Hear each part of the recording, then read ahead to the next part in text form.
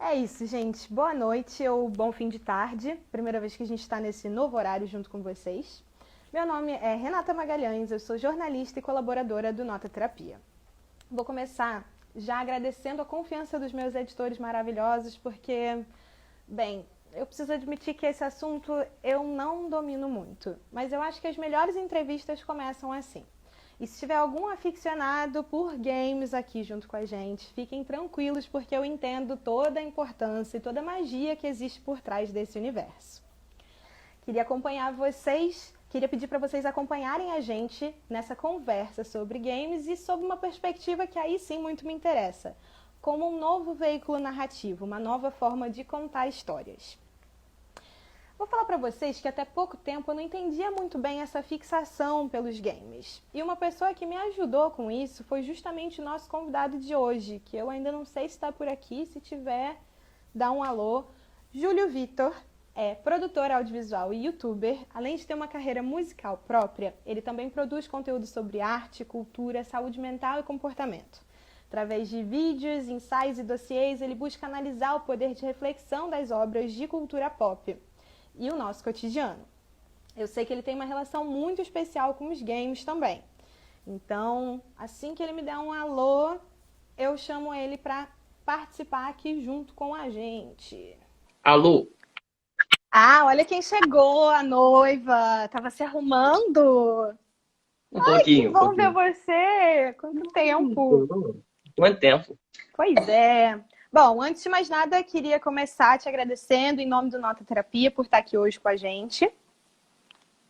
Yeah. E aí é isso. Bom, deixa eu já começar te fazendo uma pergunta. Quando a gente estava pensando na pauta para nossa live e pensamos num nome para ela, uma das ideias que surgiu foi: seriam os games uma forma de arte? E a gente foi pesquisar e viu que, na verdade, essa discussão já está muito ultrapassada, porque a resposta é claro que sim, né? Uhum. Então eu queria começar te perguntando quando que teve essa virada? Quando que os games deixaram de ser uma brincadeira de criança e passaram a ser realmente considerados um veículo narrativo? Eu acho que dentro da história dos games existem alguns pontos de virada nesse sentido. Primeiro a gente tinha a cultura dos fliperamas, do Atari, que foi o primeiro videogame em massa doméstico. E eram jogos bem simples, né? Tipo aqueles jogos de ping-pong, de navinha, o carrinho, corrida, bem simples. Então você não tinha um contato com um personagem em si. Mas o primeiro jogo que veio a popularizar um personagem foi o Super Mario, né? Sim. Que é ali que você tinha um personagem que tinha um objetivo, que ele tinha que salvar a princesa, ele tinha um nome, ele era um encanador, ele era italiano.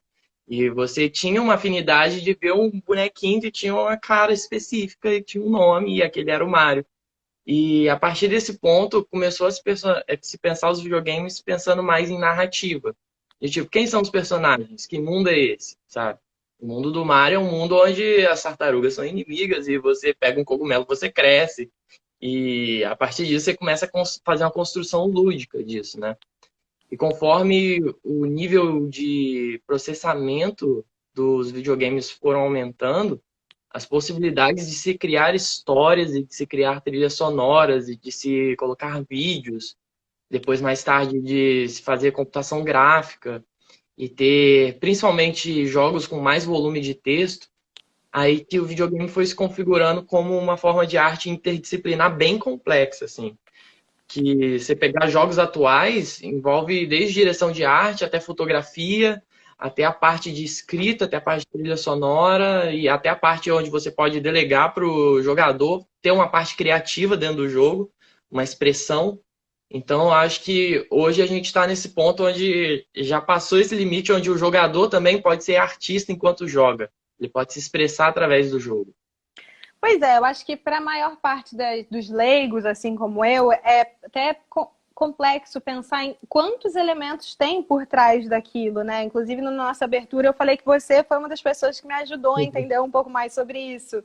Mas às vezes a gente não entende que existe todo um pensamento de roteiro, ou como você disse, de design, ou de trilha, ou de sound design, que é uma das coisas que você faz, né? São Uhum. vários elementos que precisam ser levados em consideração para também transformar o jogo nessa plataforma de arte, né? Sim, é que envolve equipes bem grandes, assim. Se há 20 anos atrás, com certeza a gente tinha um senso comum de que o cinema era a arte mais completa e mais interdisciplinar. Eu acho que hoje a coisa vira um pouco. Acho que o videogame está sobrepondo o cinema de certa maneira nesse sentido, porque envolve muito mais tecnologia do que o cinema, porque envolve uma tecnologia de interface do usuário e as possibilidades que o usuário pode fazer quando pega o controle e faz alguma coisa com o controle na mão. Uhum. E, ao mesmo tempo, você tem essa questão da evolução tecnológica e do processamento dos videogames e as possibilidades que isso abre.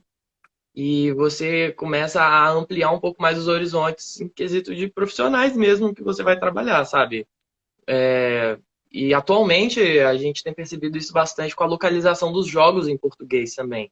Que envolve um trabalho de pesquisa, por exemplo, no Brasil, como fazer a melhor dublagem. E não só fazer uma dublagem, não só fazer uma adaptação, mas é o que dentro da indústria de games se chama de localização. De tipo, como tornar aquela experiência não só uma tradução fria Entendi. de isso aqui significa isso, mas trazer para os contextos assim de determinado país, pegar dubladores que se encaixem naquele fit não só de voz, mas de aparência, de representatividade também. Entendi. Qual seria um jogo que você poderia me dizer, um que você gosta bastante, que exemplifica isso? E por quê? Acho que um jogo que exemplifica bastante isso, que as pessoas têm falado muito ultimamente, é o The Last of Us 2, que ele teve uma dublagem nacional assim extremamente maravilhosa e que as pessoas têm falado bastante. E também o Valorant da Riot, que é um jogo novo online de tiro, que tem uma personagem no jogo que é brasileira, que Que é legal. baiana, não só Baiana, brasileira, como baiana, sim. maravilhoso. E a dubladora é brasileira tanto em inglês quanto em português, sabe? Muito legal. E é uma mulher negra, e isso daí mostra como é que tem toda essa variedade cultural dentro dos games, porque o gringo que tá jogando com essa personagem tá ouvindo a voz de uma brasileira e tá jogando com a personagem brasileira, e o mesmo vale para todas as etnias que estão nesse jogo também, porque cada personagem tem uma etnia, um lugar do planeta diferente, e eles Uhum. fizeram esse trabalho de pesquisa de realmente conglomerar pessoas dessas culturas para dar representatividade para isso. É uma comprovação de que, de fato, é uma plataforma de arte, um meio de arte, porque segue, inclusive, as tendências artísticas de agora, como a busca pela representatividade, né? Sim, e eu acho que os games atualmente eles estão tomando um pouco esse caminho do modo criativo, de como você pode representar certas coisas no mundo dos games que dizem sobre a realidade e como que o jogador ele pode ter um protagonismo naquilo e se ver naquilo, porque nos games, quando a gente via, sei lá, nos anos 2000, provavelmente se fosse criar um personagem, não ia ter muitas opções de tons de pele, por exemplo, sabe? Verdade. Ou às vezes você só jogaria com personagem masculino, assim. Igual um jogo assim que teve essa grande virada que era Pokémon. Pokémon você só podia jogar com um bonequinho que era um homem. Mas muitas meninas jogavam. Em Sim. determinado momento eles colocaram um personagem feminino. E, tipo, nossa, tipo, foi uma notícia na época, mas é a possibilidade de você escolher e de você poder se ver representado ali. E eu Sim. acho que os games traz isso de diferente do filme, porque à medida que ele te dá a possibilidade de você montar seu personagem em vários jogos, a possibilidade de representatividade cresce muito. Uhum. Acho que um bom exemplo disso é o Animal Crossing, que é basicamente um jogo simulador de vida real, que você vive numa ilha sua. É meio de fazendinha, de cuidar de florzinha. É maravilhoso, eu tô viciado. É lindo. Mas só que nele tem uma opção de, por exemplo, de pintura facial. Para pessoas que têm sinais, marcas na pele, essas coisas poderem se representar nesse sentido, pessoas que têm sardas. Então você tem um leque de customização não só de tons de pele, não só de possibilidades de cabelo, mas também de tornar aquela sua característica, aquela sua pintinha, ou então muitos relatos de pessoas que têm vitiligo, por exemplo, que Nossa. conseguiram fazer a sua representação no jogo e realmente se ver ali, se enxergar ali, sabe? É, isso já é uma praticidade maravilhosa, mas isso que você disse também de meninas poderem usar personagens femininos também já quebra um paradigma muito antigo e ultrapassado que videogame é coisa de menino, né? Então é importante Sim. que cada vez haja mais essa representatividade, porque é uma coisa que está presente para homem, mulher, cis, trans, negro, branco, japonês, todo mundo joga videogame, né? Criança Sim. até nós da nossa idade, pessoas mais velhas também. Nós, eu digo você, né? E agora, conta pra você, eu quero saber da sua história, tanto como jogador quanto criador. Me conta um pouco. Tá, seu áudio deu uma travadinha, dá uma olhada, ele tá meio. Opa, você não consegue ouvir? Sim, dá pra ouvir, mas tá bem baixo. Ver se deu uma melhorada. Enfim, um pouquinho. Sobre games, eu comecei a jogar videogame muito cedo, porque meu irmão, um belo dia, pediu um videogame para meus pais, meu irmão mais velho.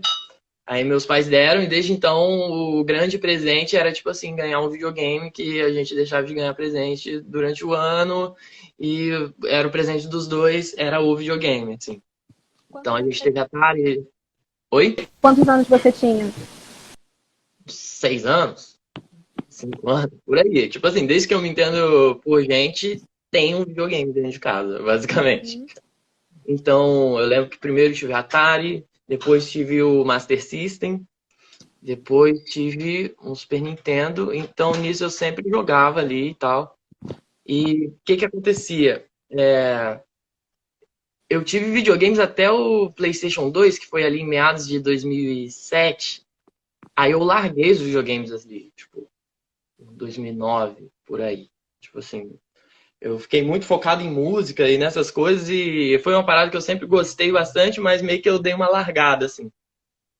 Mas aí, com o tempo, eu fui acompanhando alguns canais no YouTube, inclusive são canais ótimos para falar sobre games, principalmente o Nautilus e o Jogabilidade. São canais, assim, incríveis, porque eles pensam o videogame como algo que você leva a sério, como algo de adulto, como algo que não é só uma brincadeira lúdica, mas também pode ser, né? Porque tem essa possibilidade, né?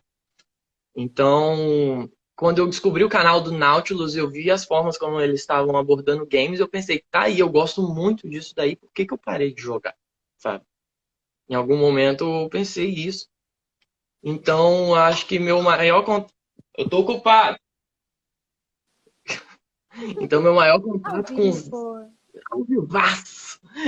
Então, meu maior contato com os games, assim, foi recente, porque eu tava vendo vídeos sobre games e eu tava querendo muito jogar aquilo, porque eu não tava querendo só ouvir o que eles tinham pra falar sobre os games, assim.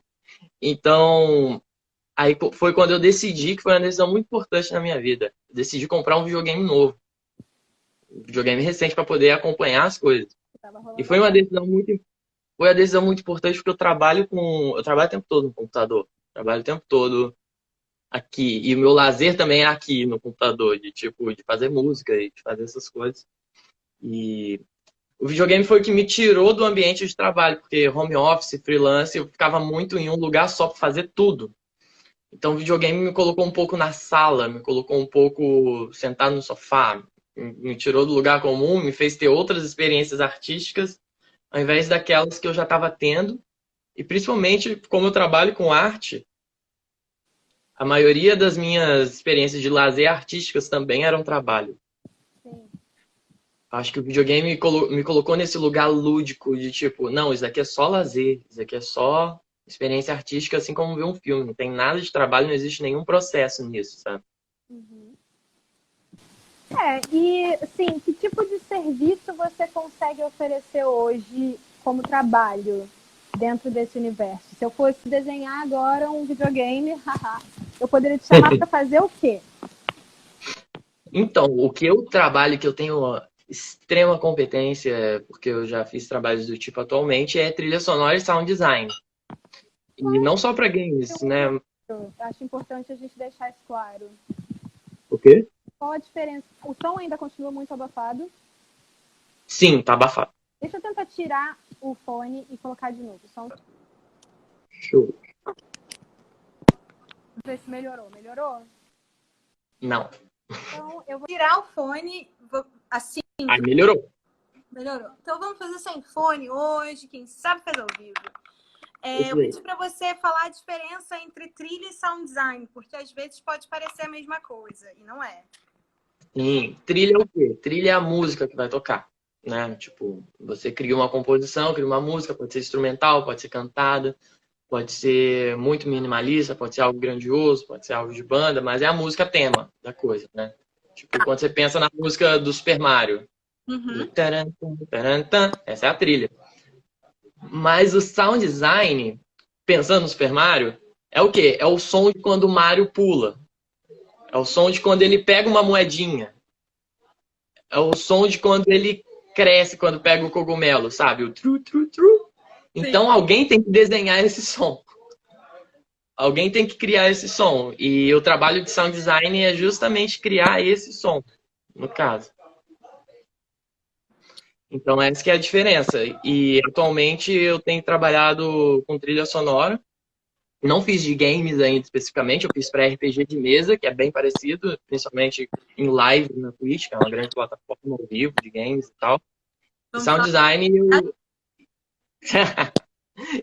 e sound design é algo que eu tô com o primeiro projeto que eu peguei, mas que eu não posso revelar, mas não é para games, mas é algo meio grande e é da hora. Que bom, então daqui a pouco a gente vai ver. E É. beleza, essas são as coisas que você trabalha. O que mais uma pessoa pode ser dentro do universo de games? Então, dentro do universo de games, principalmente pensando na indústria indie dos games, né? Porque existem. É como se a gente pensasse: existe Hollywood no cinema, com Vingadores e os caramba, mas existe o circuito independente de filmes também. E dentro dos games também existe essa divisão. Tem os jogos que a gente chama de Triple A's, que é a Hollywood dos games, os grandes estúdios com muito orçamento, com equipes enormes, e tem os indie games, que às vezes são jogos feitos por equipes de 5 pessoas, 6 pessoas. Tem jogo feito por uma pessoa só, a pessoa faz todas as partes do processo, né?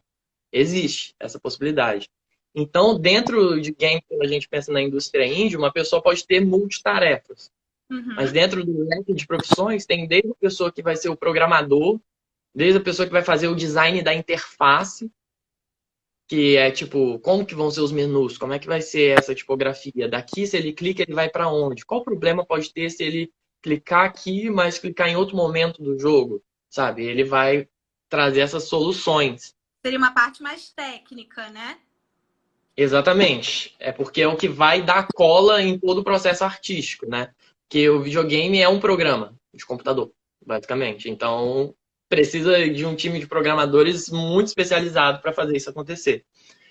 E isso vai para várias áreas, porque se você precisa de roupas de época, você precisa de alguém que desenhe essas roupas num jogo.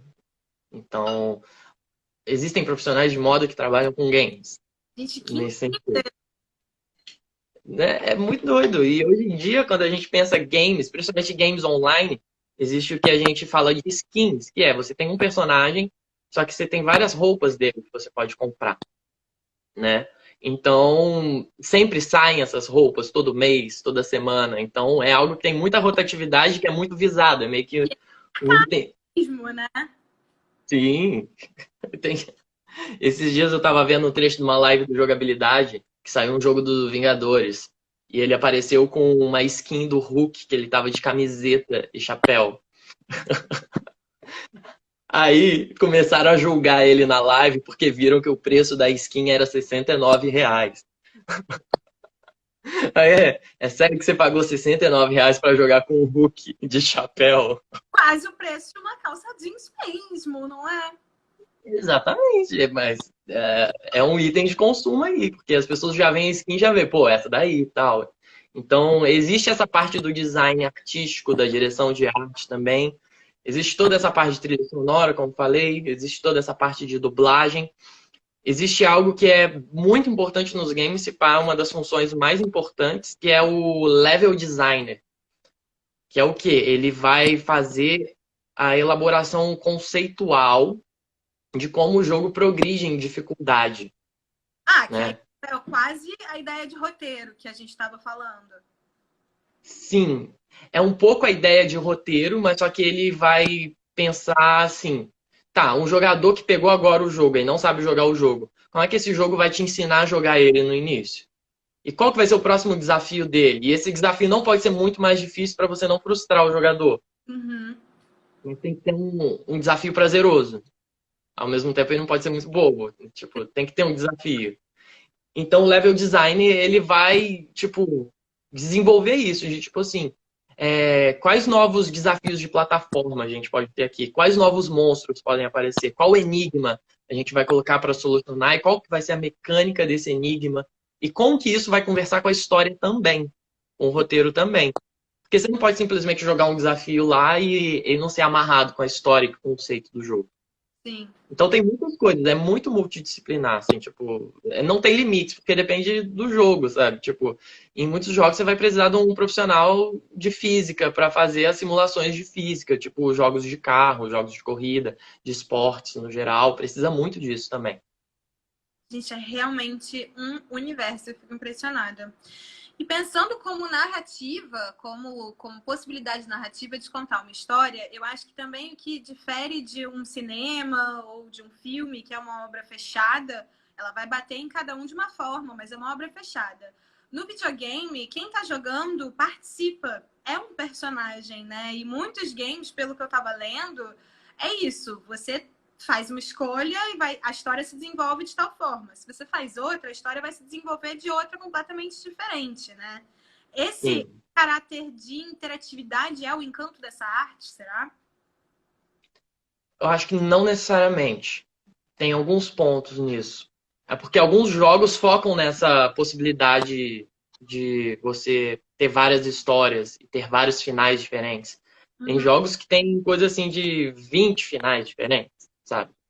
E ao mesmo tempo que tem jogos que são super lineares e que todo mundo vai ver o mesmo final. E que essa é a graça, igual do filme, de todo mundo passar pela mesma experiência e é maneiraço isso também.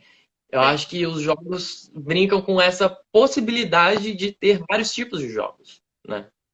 Tem jogo que você vai jogar um Candy Crush, que é jogo também e que cumpre um papel, e tem jogo que você vai ter uma história e que é pré-estabelecida e você vai seguir ela. Tem jogo que o jogo vai te dar várias possibilidades de história. Ao mesmo tempo, tem jogo que não tem uma história necessariamente, mas é uma história que você constrói ao jogar. Acho que um bom exemplo disso é Minecraft, que é um jogo que é basicamente, explicando para um leigo, é um grande Lego virtual, assim. E que você vai jogar com seus amigos e você vai explorar o mundo, e o mundo sempre é gerado aleatoriamente para cada vez que você joga. O computador gera um código aleatório e gera um mundo totalmente distinto. Então, sempre que você jogar e gerar um mundo novo, vai ser um mundo totalmente diferente, que ninguém mais jogou nele. E você vai construir as suas histórias com seus amigos, porque o jogo não te dá nenhum objetivo específico. Outro jogo que tem isso, que eu estava conversando ontem em live, que é um jogo novo que chama Sea of Thieves, que é basicamente um simulador de piratas. E você tem barco para 2, 4 ou 5 pessoas. E você tem que definir as funções das pessoas no barco. Tipo, quem que vai cuidar das velas, quem que vai cuidar do mapa, quem que, sabe? E o jogo não te fala nada. Tipo assim, você que tem que definir isso. É a sua obrigação definir isso para o jogo funcionar e você pode fazer o que você quiser no jogo. Ao ponto de você estar tá noiado no seu barco porque pode ter outro jogador dentro dele infiltrado para sabotar o seu barco, sabe? Porque é um mundo aberto que qualquer pessoa pode fazer qualquer coisa. Sim. E a interação nele não está só na questão do jogar, do mouse, do teclado, do controle, mas sim na fala, no roleplay da coisa, de você interpretar o seu personagem, você ter uma história para aquele seu barco, de você ter as regras do seu barco e por aí vai. Então, eu acho que os games têm essas múltiplas possibilidades, desde um jogo que não tem enredo nenhum, e, e é isso, e ele é ótimo nisso, desde um jogo que não tem enredo nenhum também, mas só que você constrói história, e é a sua história jogando, de fato, é quase metalinguístico. Assim. Legal. E isso que você também falou de várias pessoas jogando nesse específico, cada um desempenhando uma função, me lembrou uma coisa também que é interessante, que durante um tempo eu acho que os games foram muito uma atividade individual. Principalmente há mais tempo, quando ainda não tinha uma tecnologia tão desenvolvida, a internet não era tão democratizada, era uma experiência sua ali, um console, uma TV, pronto. Virou um lugar que você pode conhecer pessoas, se relacionar com pessoas que você nunca viu, né? Tem esse caráter muito legal, quase de uma pré-rede social. Sim. Nossa, é pré-rede social mesmo, porque aconteceu algo curioso esse final de semana, que meu irmão falou, vamos voltar a jogar Ragnarok. E Ragnarok foi um jogo que a gente jogou assim por uns 6 anos, por aí. E é um jogo assim, pré-Facebook total. Se pá, surgiu junto com o Orkut. E é um jogo que é um mundo online de RPG que você interage com pessoas e todos os jogadores são pessoas reais, basicamente, né? Então são tipo 20 mil pessoas no servidor jogando ao mesmo tempo e você conversa com as pessoas e se você quer desenrolar alguma coisa, você tem que conversar com alguém. Se você quer fazer algum objetivo, você tem que conhecer alguém, você tem que ter uma habilidade social ali na coisa.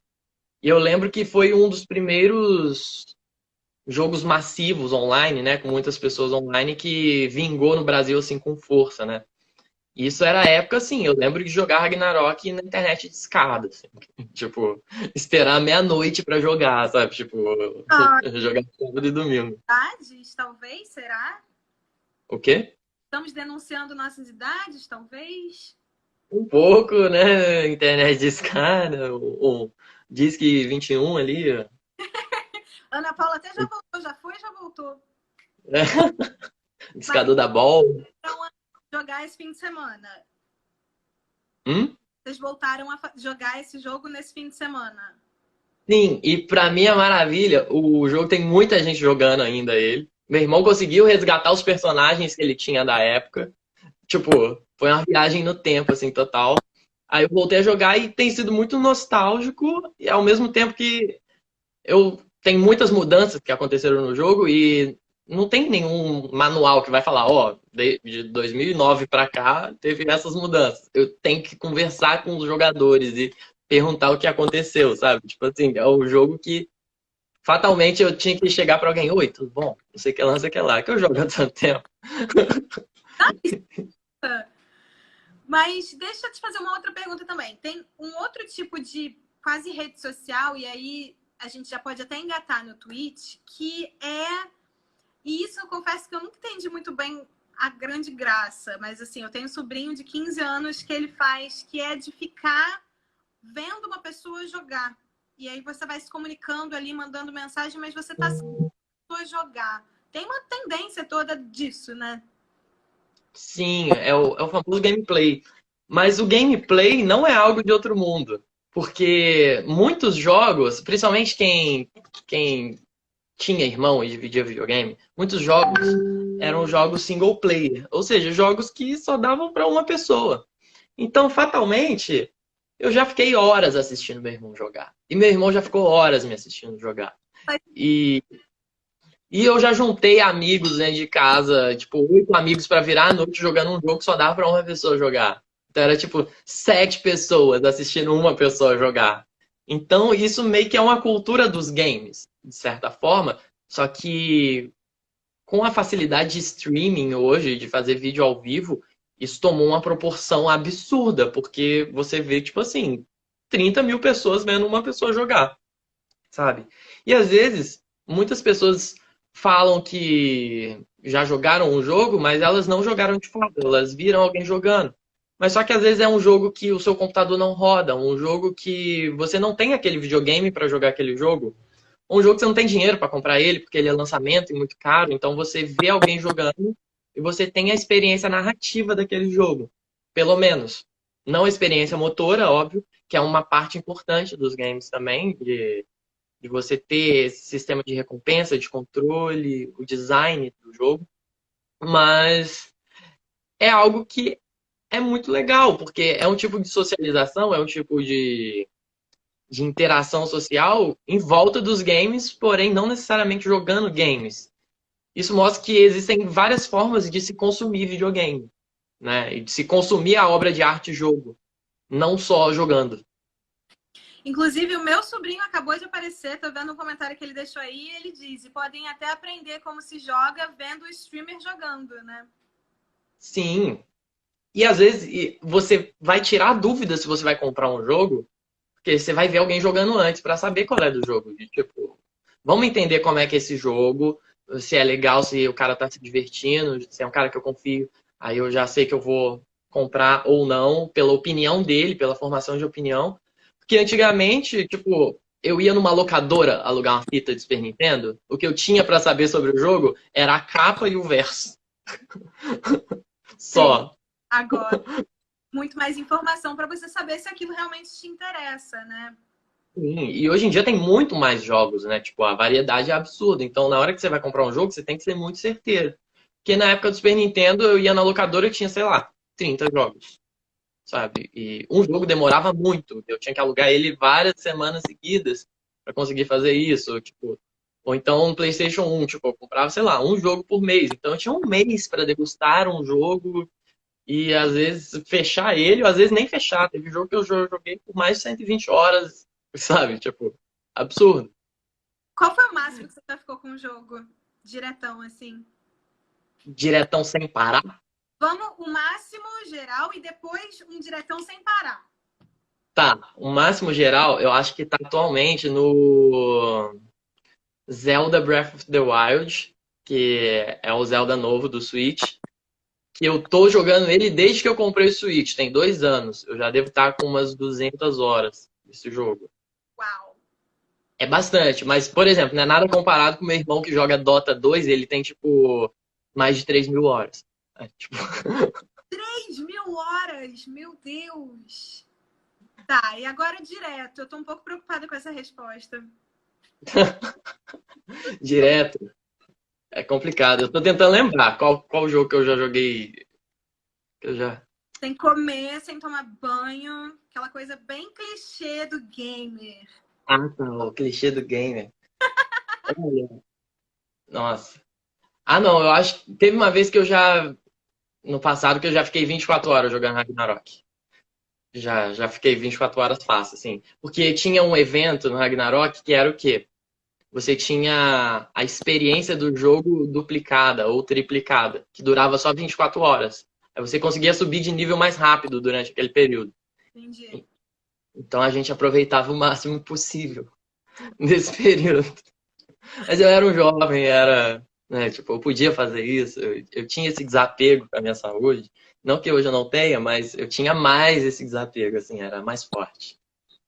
O Felipe ele fez um comentário que eu achei interessante, nunca tinha pensado por essa perspectiva. Ele também falou que acompanhar um streaming não é muito diferente de você ver um jogo de futebol, sendo que você não joga futebol. Sim, Tá jogando, exatamente. então faz sentido. Sim. E você tá vendo pessoas, às vezes, jogando bem, né? Que às vezes a gente joga futebol, mas joga mal. Aí é bom ver alguém jogando bem. E você teve uma experiência há pouco tempo, que acho que você já até passou rapidinho por ela, falando sobre RPG de mesa, que não é exatamente igual, mas que foi incrível, né? Que você me falou que foi muita gente junto ao mesmo tempo, dividindo aquilo. Conta um pouco para quem está assistindo a gente como é que foi. A questão disso é o quê? Eu fiz a trilha sonora da mesa de RPG do Cellbit, que é um youtuber muito grande, que hoje ele é um streamer muito grande na Twitch, ele mal faz vídeo no YouTube. E ele começou uma campanha de RPG de mesa, que é basicamente papel, interpretação de personagem. E é uma mecânica que inspirou muito o mundo dos games, e hoje em dia quase todos os jogos têm algum elemento de RPG, né? E logo, quando se pensa trilha sonora para mesa de RPG, se pensa uma trilha sonora muito parecida com games. E quando se pensa em games no geral, o mercado de RPG está dentro disso. Que são jogos também, né? Tipo, não são jogos eletrônicos, mas são jogos também. E ao mesmo tempo, existem jogos eletrônicos que são baseados em sistemas de RPG de mesa ou de RPG de cartas, por aí vai. Então, eu vi no Twitter do Selbit que ele ia fazer essa campanha, e ele lançou um trailer da campanha. E era uma campanha baseada em dois sistemas de RPG que eu gosto muito, que é Mago Ascensão e Chamado do Cthulhu, baseado no Lovecraft. Aí eu achei massa demais, eu comentei, cara, precisando de trilha sonora, chama aí. Essa daqui é a minha playlist de portfólio. Aí ele pirou na playlist e falou, vamos fazer essa trilha sonora. Então, começamos a fazer a trilha sonora e foi algo que ganhou uma proporção absurda, assim, porque as pessoas piraram muito na trilha sonora, porque fez muito parte da ambiência da mesa e fez total diferença, assim, para a experiência de muitos jogadores. A questão da trilha sonora. E o mais interessante disso e o mais gratificante foi que, como músico, foi a vez que mais pessoas escutaram minha música ao mesmo tempo e a vez que as pessoas não escutaram minha música como um todo, na real. Que, tipo, eram lives com 30 mil, 40 mil pessoas assistindo ao mesmo tempo, sabe? E não só experienciando a música, mas experienciando a interpretação dos personagens, a história que o Cellbit criou ao longo de 16 sessões, eu acho. Cada sessão tinha 4, 5 horas. Então, é um volume muito grande e, ao mesmo tempo, era uma produção de trilha sonora que desse conta desse volume muito grande de live toda semana e lives longas. Então, são músicas que não podiam enjoar, mas ao mesmo tempo tinham que dar aquela ambientação específica. Mas ao mesmo tempo, era uma música que não tinha 2 minutos, era uma música que tinha que ter 10 minutos, 15 minutos, que ela pudesse se expandir conforme ele precisasse daquele time. Porque tudo pode acontecer no RPG de mesa, tipo, qualquer coisa mesmo pode acontecer. Mas ao mesmo tempo que tem essa parte da improvisação, teve uma parte do episódio final que foi muito foda, que foi a revelação do vilão final, assim, tipo. E a gente ficou construindo por 2 semanas a música da revelação do vilão final. E nisso envolveu tanto a sincronia da narração e do texto dele descrevendo esse vilão, quanto o tempo da música. E o tempo da música estava vinculado às animações que estavam na tela, as cutscenes e os vídeos desse vilão. Então, meio que foi um momento onde o que a gente fala na Twitch, que é o chat, né? Que são as pessoas que estão assistindo e comentando e reagindo ao mesmo tempo, que o chat quebrou, assim, todo mundo, caraca, foi uma catarse, tipo, absurda. E sim, foi o clímax e foi a construção de vários profissionais e formas artísticas para a experiência de tanto dos jogadores da mesa, né? Que eram 5 ou 6, não lembro, e quanto do chat que estava presenciando aquela sessão, né?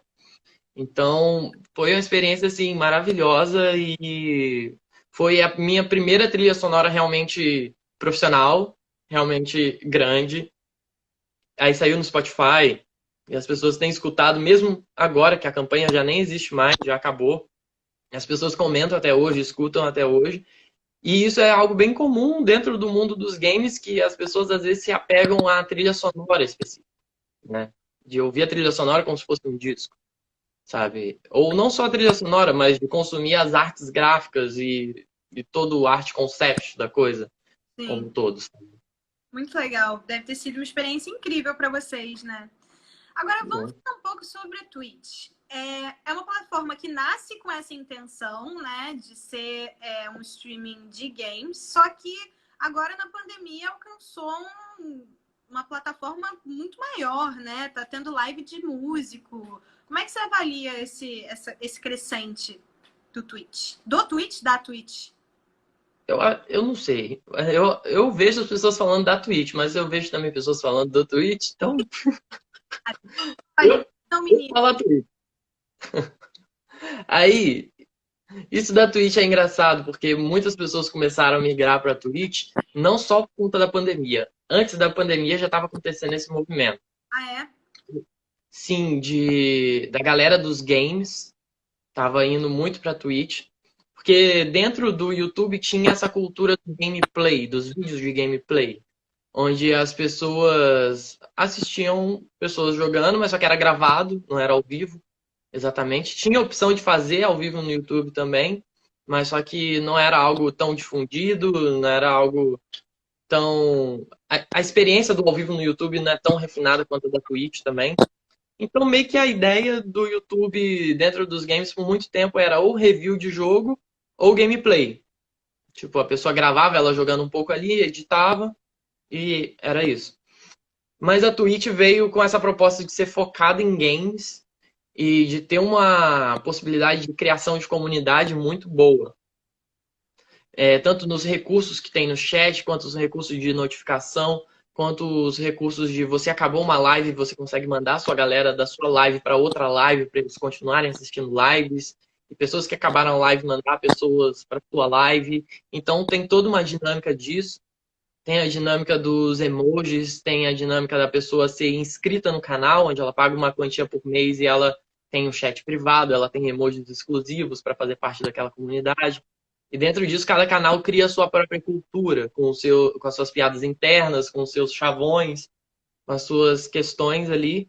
Coisa que o YouTube acaba não privilegiando tanto, porque o YouTube é uma rede do vídeo curto. É Sim. uma rede. É curto, assim, pensando que hoje tem TikTok já não é mais curto, né?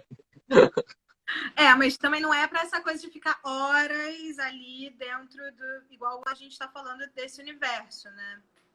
Sim, o algoritmo do YouTube não privilegia isso. Pessoas que fazem vídeos longos e questões do tipo. Principalmente lives atualmente, a gente vê que a live dá muito certo, mas só que ninguém mais vê a live depois que ela tá offline, porque não privilegia tanto isso. Já a Twitch tem esse desapego de, tipo assim, você fez uma live, ela vai durar 15 dias ali, depois ela vai ser deletada, e é isso daí. A coisa Reciclar vai se renovando. todo. É mais sobre rotina do que sobre sentar e fazer um conteúdão, assim. Então a produção é mais fácil, é mais acessível. Você não precisa preparar o conteúdo, não precisa editar. É só você fazer o que você sempre faria, só que filmando. Então tem gente que tem live fazendo música, tem gente que tem jogando, tem gente que tem conversando, tem gente que tem cozinhando, tem gente que tem live desenhando. Por aí vai, sabe? Deixou de ser uma coisa só para gamer também, né? Sim, é a ideia do gameplay, de assistir alguém fazendo algo para além do gameplay, né? Legal. Bom, vamos para algumas perguntas que chegaram para gente durante aqui a live. O Felipe está perguntando qual tipo de jogo você acha mais fácil para introduzir para as pessoas? Eu acho que jogos de celular, no geral, são a porta de entrada dos games, assim, total. Jogos de celular simples, Tetris, é pedrinha, é isso. São jogos que as pessoas já jogam, a gente vê aí, nossa mãe, nossa tia já tem um joguinho ali no celular. Tipo, todo mundo joga algum tipo de jogo. Então, meio que. Atualmente, quem tem celular já está introduzido aos games de alguma maneira, sabe? De alguma forma já está introduzido. E isso é engraçado porque você falou sobre videogame ser coisa de menino e não de menina, mas saiu uma pesquisa recente mostrando que dentro de usuários mobile, 65% dos gamers são mulheres. Então, mulheres tendo acesso a games, elas podem jogar mais do que homens, sabe? Tipo, é questão de incentivo, é questão de você ter na mão e ter o seu acesso ali, né? Tipo, a gente não tem tantas meninas, garotas, mulheres gamers atualmente, porque nem todas ganharam um videogame na infância, tipo, porque não é coisa de menina, né? Mas, hoje em dia, com o celular, você tem um jogo, a possibilidade de baixar um jogo ali, tipo, tranquilo.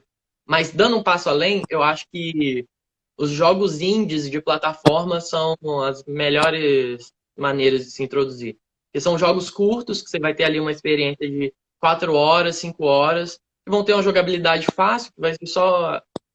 O jogo de plataforma é basicamente um Mario, né? É você andar pra frente, pular e você desbravar.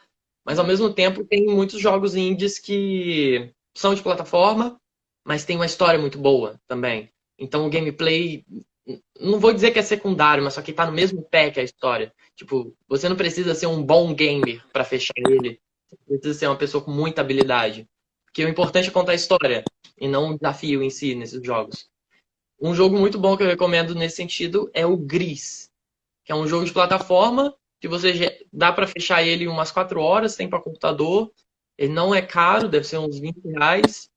E é um jogo assim que tem a mensagem linda, trilha sonora linda, e não tem como morrer no jogo, não tem como perder. É um jogo anti-frustração. E Eu tipo assim, desses. é perfeito para não gamers. Eu acho que é um bom lugar para começar. Pegar a carona nessa pergunta e fazer uma coisa parecida. E para quem quer começar a trabalhar com jogos, qual é a dica legal que você deixa?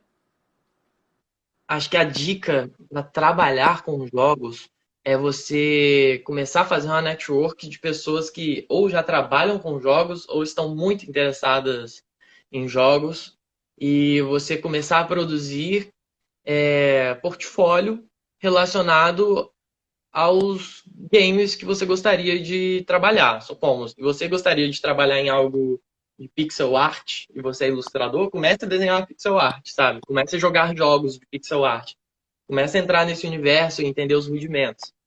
Ao mesmo tempo, trilha sonora. Se você gosta de trilha sonora que é aquelas trilhas sonoras 8 bits, que é feitas com um sintetizador só, comece a jogar jogos antigos e entender como é que eles compõem essas músicas. O mesmo vale se você quer fazer algo orquestrado. Tipo, comece a seguir pessoas que criam essas trilhas sonoras orquestradas e jogar jogos que têm essas trilhas e desbravar tudo isso, sabe? E para você conseguir entrar no vocabulário da rede e gerar portfólio daquilo. Porque o jogo, um processo para você entrar numa produção de um game é algo que é um trabalho muito amplo, né? Tipo, por menor que seja o jogo, já é um trabalho muito amplo. Então, você precisa criar um portfólio que se relacione muito bem com games, que não necessariamente seja um game. Porque conseguir a primeira produção num game é tipo conseguir a primeira atuação num longa-metragem, sabe? É algo, tipo, muito difícil. Tem um caminho e você tem que produzir a linguagem daquilo antes e dominar a linguagem daquilo antes para você estar pronto para aquele cargo, né? Uma outra pergunta que chegou do Lucas também. Porque para que um streamer escute o seu comentário, acredito que ele esteja falando do Twitch, não sei, se é preciso comprar bits ou instalar um aplicativo específico? Não. O que acontece? Existe o chat na stream, que são as pessoas falando. Se você está fazendo uma live com 50 pessoas, provavelmente o streamer consegue ler tudo que tá todo mundo falando no chat. Mas quando tá ali em 8 mil pessoas, 9 mil pessoas, quando o stream é muito grande, ele não consegue dar conta do chat, ponto. Então a Twitch tem essa ferramenta de bits, que serve para você doar um valor e a sua mensagem ganhar um destaque ou uma voz robótica ler aquilo que vai sair na live para todo mundo e o streamer vai ouvir com certeza. Então cada streamer tem uma política de utilizar os bits e de ler chat. Tem streamer grande que lê tudo no chat, o Gaules é um exemplo disso. Ele lê bastante o chat. E ele é, tipo assim, gigantesco. Ele faz transmissões de campeonatos e narra, assim, de jogos competitivos. E dá, tipo assim, 40 mil pessoas assistindo o maluco narrando games, sabe? E ele faz questão de ler o chat, sabe? Então, não necessariamente precisa ter a doação de bits ou coisas do tipo. Mas existe o chat privado também, só para quem é inscrito, quem paga aquela quantia mensal. Então, e isso é acessível também, porque quem assina o Prime Video da Amazon meio que pode se inscrever de graça em qualquer canal na Twitch. Então, tem essa possibilidade também, tem essas 3 possibilidades, assim. Tá aí a dica.